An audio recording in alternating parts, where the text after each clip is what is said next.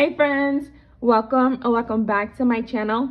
If you're new here, welcome. My name is Shadavia and this is Oshi Budgets, where we talk about all things money, budgeting, and savings related. So if you enjoy budgeting content like budget with me, cash stuffings, some savings challenges, even paying off debt, do me a favor and give this video a thumbs up.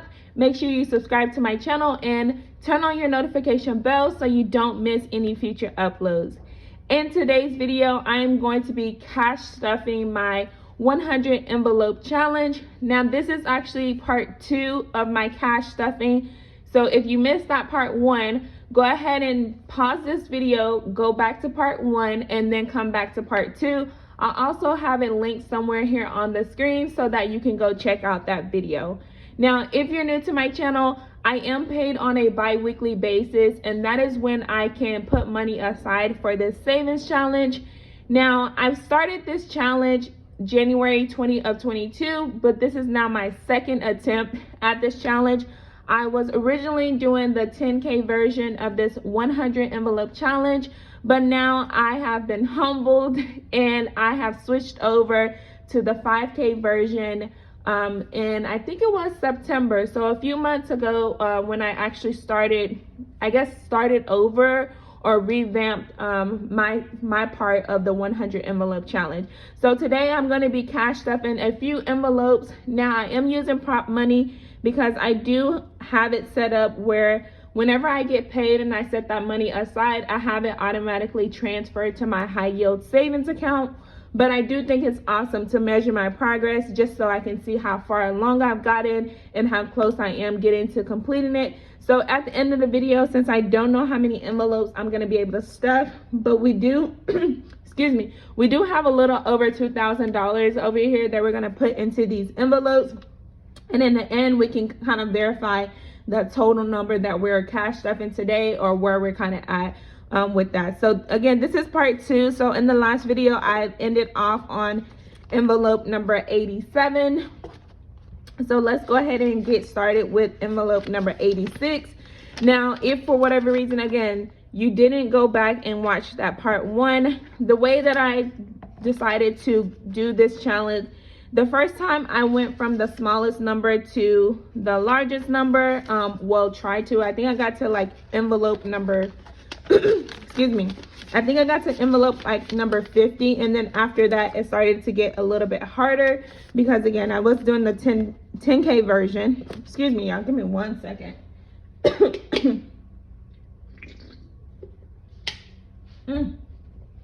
Alright, sorry about that, y'all. It's like 10 o'clock at night and I'm trying to get this video taken care of, so sorry if my voice sounds a little raspy.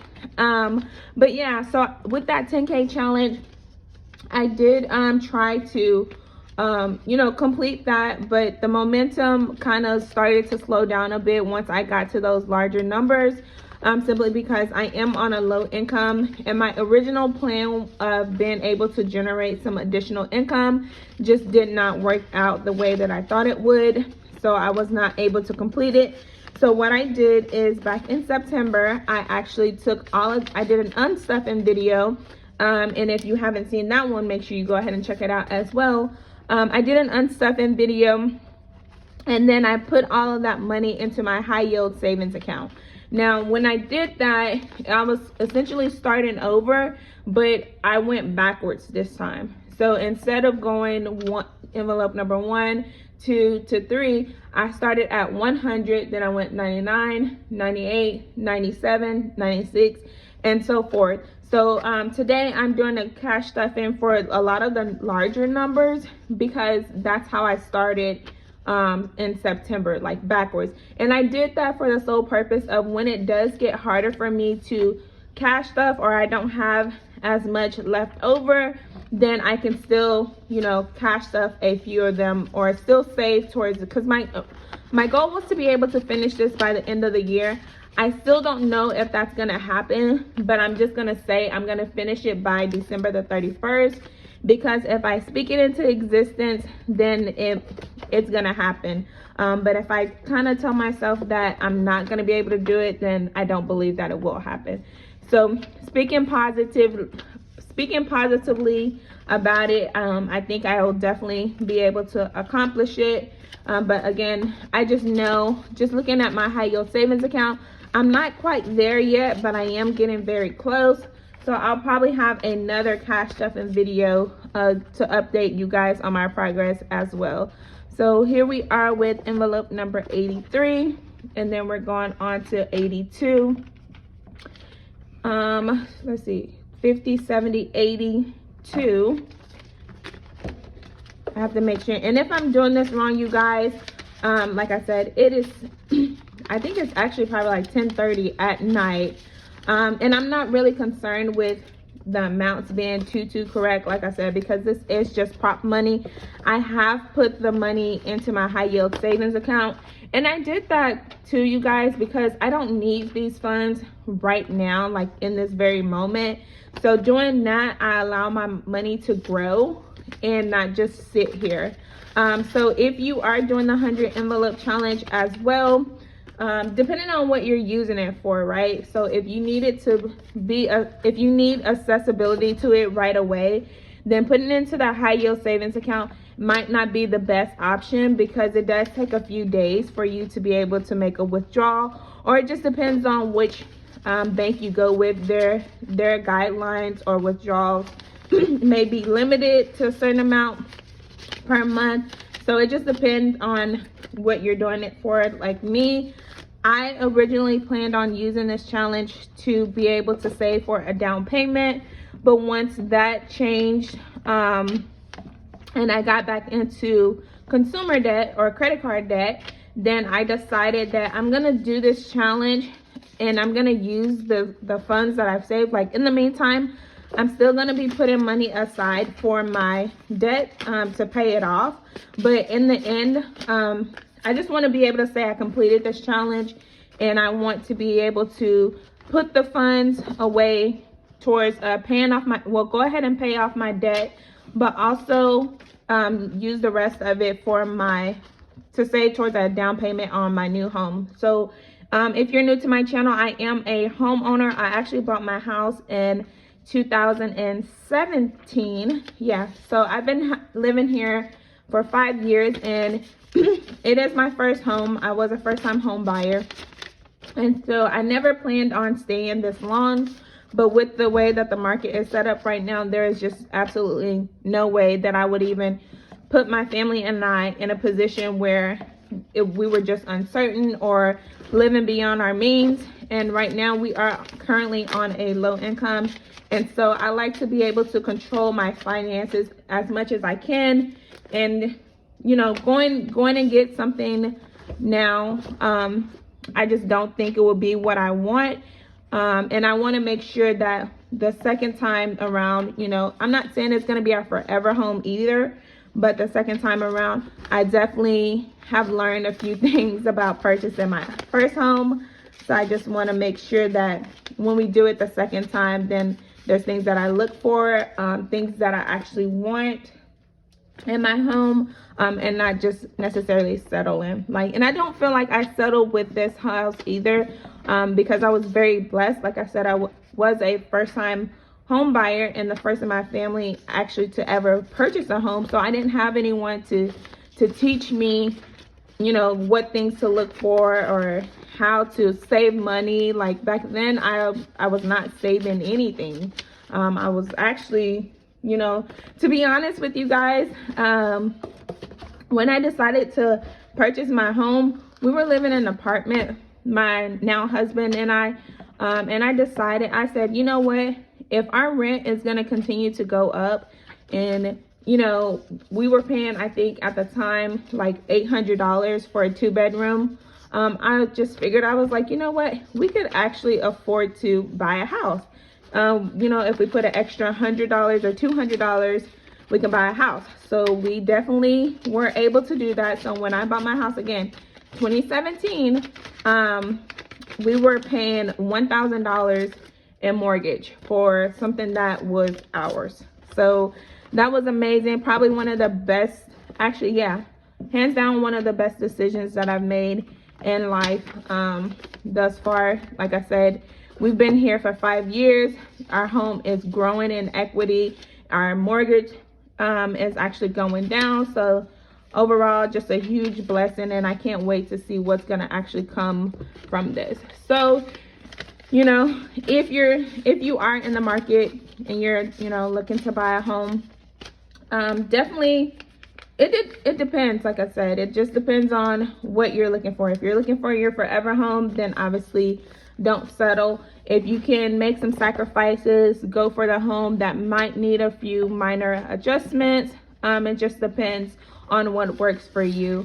Like I said, I'm not planning on purchasing my next home until maybe I'm saying the next 3 years, but I'm just thinking on timing, it might actually be 2, but we'll see what happens in the market. Like I said, if it's still going crazy, then we'll probably be put here until the time is right. So yeah, if you're in the market for a home as well, let me know in the comments, like, how is that going for you guys? Is it still stressful? I know interest rates are rising right now, so a lot of people are just kind of a little hesitant to purchase.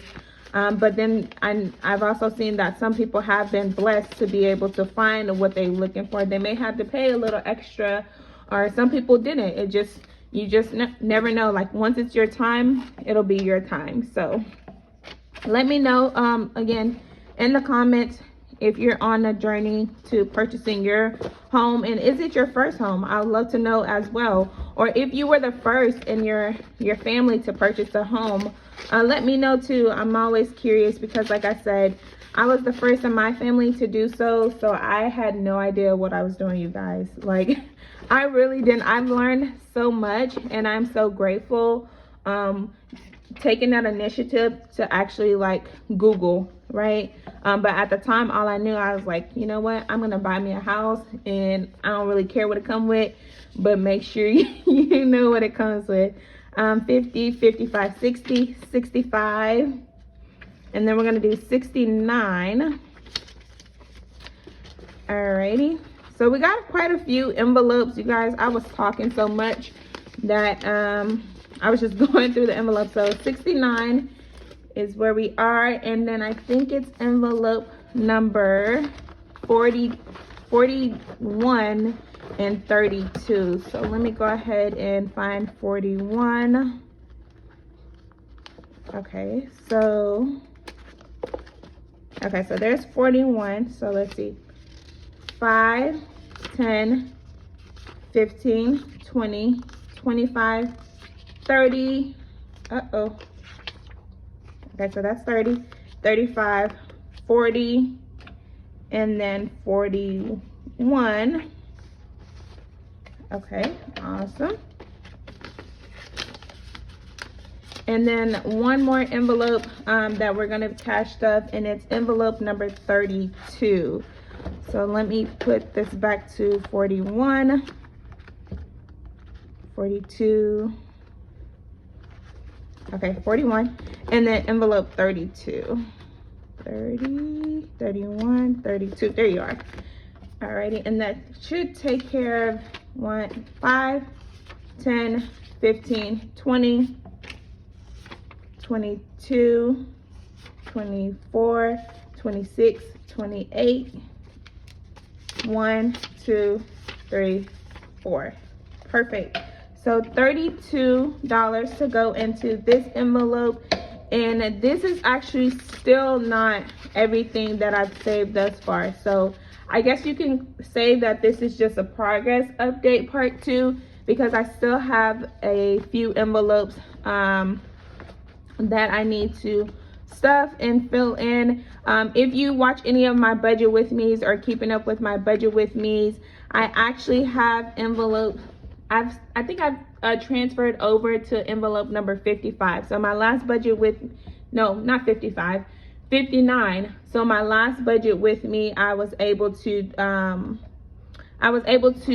put, I think, like $180 aside. So that $180 actually took care of envelope 59, 60, and 61. But like I said, I still need to do that cash stuffing. So be on the lookout for another 100 envelope challenge progress update.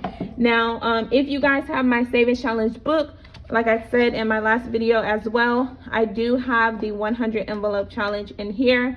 So I'm gonna go ahead and find that page, and then I'm gonna mark off this progress. So let's see here. Let me see if I can move that.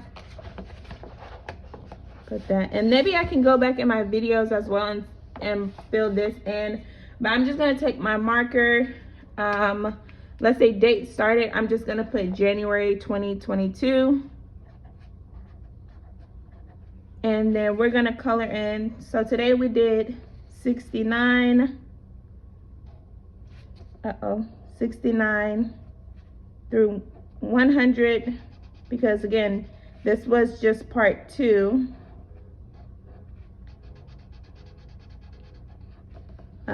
Let's see, 71 and 32. I probably should use the color pencil for this one, but 32. Okay, yeah, 41. And then the rest of this will actually be colored in. I won't make you guys sit through, well, let's see, yeah, I won't make you guys sit through this part. But what I'm gonna do is I'm just gonna continue to color these envelopes in. And so this should take care, actually this takes care of these the bottom 3 rows. So we still have quite a bit to go. Once I get the rest of my prop money in, then I'll be able to do another cash stuffing, because again, those funds are already in that savings account.